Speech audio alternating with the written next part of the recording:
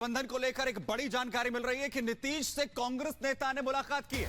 शकील अहमद खान ने नीतीश से मुलाकात की है। बड़ी जानकारी मिल रही है, सीट बंटवारे पर विचार किया जा रहा है, यह शकील का कहना है। इंडी गठबंधन के अंदर लगातार सीट बंटवारे को लेकर इससे पहले नाराजगी भी सामने आ चुकी है नीतीश कुमार की। इंडी गठबंधन को लेकर अब बड़ी जानकारी यह कि नीतीश कुमार से अब कांग्रेस नेता ने मुलाकात की। जब से नीतीश कुमार जेडीयू के अध्यक्ष बने हैं, कांग्रेस पार्टी की बेचैनी बढ़ गई है। अब कांग्रेस पार्टी जो है नीतीश कुमार तक पहुंच रही है, उनसे बात करने की कोशिश कर रही है। शायद उन्हें कन्वीनर पद ऑफर करने की पेशकश की गई है और नेताओं को बोला गया है उनसे मिलने के लिए। हमारे साथ मौजूद हैं कांग्रेस विधायक दल के नेता शकील अहमद खान, जो आज नीतीश कुमार से मिलकर आ रहे हैं अभी। तो आपको क्या आलाकमान ने निर्देश दिया था कि नीतीश जी से वार्ता करें, मिलकर आए आप? पहली बात तो ये कि आपके माध्यम से मैं बहुत मुबारकबाद देना चाहता हूँ देशवासियों को, बिहारवासियों को। और जहाँ तक आपने कहा कि ख़ास तौर पे मिलने की बातें, नीतीश जी जब से भारतीय जनता पार्टी से हटे हैं और इंडिया गठबंधन बनाने की शुरुआत से लेकर आज तक जो उनका रोल है, तो कांग्रेस पार्टी कभी भी उनसे अलग होकर के नहीं सोचती रही है। तो उनके साथ सोचती है, चीज़ों को सही पर्सपेक्टिव में देखती है।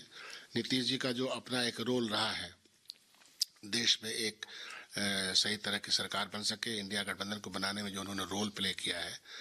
पटना की पहली बैठक हुई, उसके बाद 4 बैठक अभी हो चुकी है। इन सब में उनका बहुत ही महत्वपूर्ण रोल है।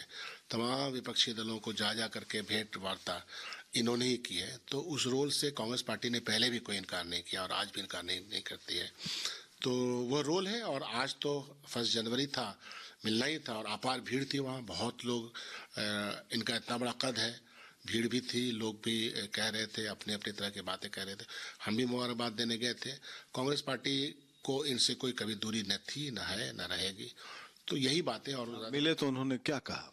मिले तो उन्होंने अपना आशीर्वाद दिया और नए साल की बधाई दी। और हमने कहा कि इंडिया अलायंस को लेकर क्या बातचीत हुई? इंडिया अलायंस के ऊपर आज उस तरह का संदर्भ नहीं था।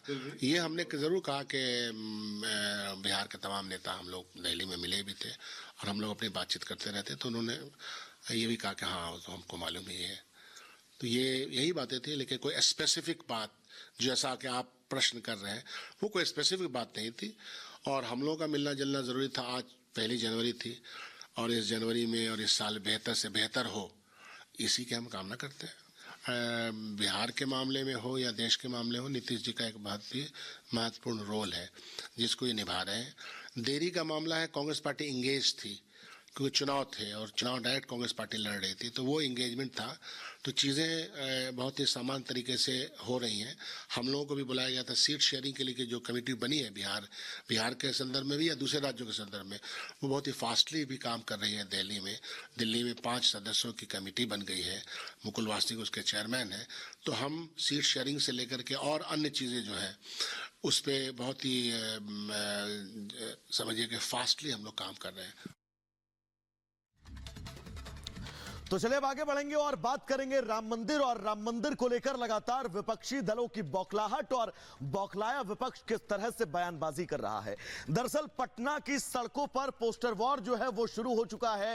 एक तरफ जहां पर आरजेडी के नेता ने राम मंदिर और भगवान राम के विरोध का एक पोस्टर चस्पा किया, तो उसकी ही अपनी सहयोगी दल जेडीयू दूसरे खेमे में खड़ी होकर उनका खुला विरोध करती नजर आई। रिपोर्ट आपको दिखाते हैं।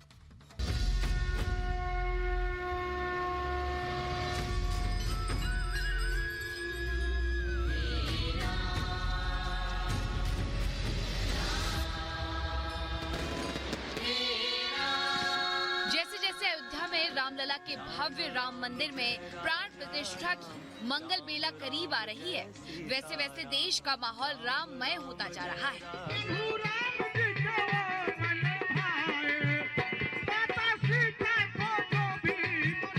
और वो भी क्यों ना, पीढ़ियों का संघर्ष जो पूरा होने जा रहा है, जिसे लेकर सनातनियों में उत्साह और उमंग सिर चढ़कर बोल रहा है। मगर सनातनियों का यही जोश देखकर सेक्युलरिज्म के सूरमा बौखला गए हैं। नतीजा ये है कि पहले जहां इंडी अलायंस के कई दलों ने 22 जनवरी को आजाद भारत के सबसे बड़े सनातनी पर्व से दूरी बना ली, तो तुष्टीकरण के सारे खुद जिंदा रखने के लिए मर्यादा पुरुषोत्तम श्री राम को ही सियासत में घसीट दिया। मगर जब इससे भी बात नहीं बनी तो मोदी को घेरने के लिए एक बार फिर इंडिया अलायंस अपने सनातन विरोधी एजेंडे को आगे बढ़ाने लगा। सनातन को सबसे ज्यादा अपमानित करने के लिए इंडिया अलायंस की पार्टियों में होड़ सी मची है।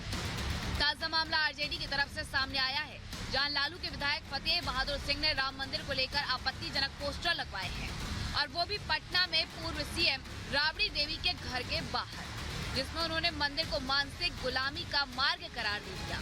इतना ही नहीं, उन्होंने पोस्टर के जरिए मंदिर की घंटी बजने को अंधविश्वास, पाखंड, मूर्खता और अज्ञानता के साथ जोड़ दिया। आरजेडी विधायक के सनातन विरोधी पोस्टर पर बिहार सहित पूरे देश में भूचाल आ गया, जहां पोस्टर सामने आने के बाद इंडिया अलायंस का सनातन विरोधी चेहरा एक बार फिर उजागर हो गया। तो इसे लेकर इंडिया अलायंस में भी खींचतान शुरू हो गई, जिस पर जेडीयू नेता नीरज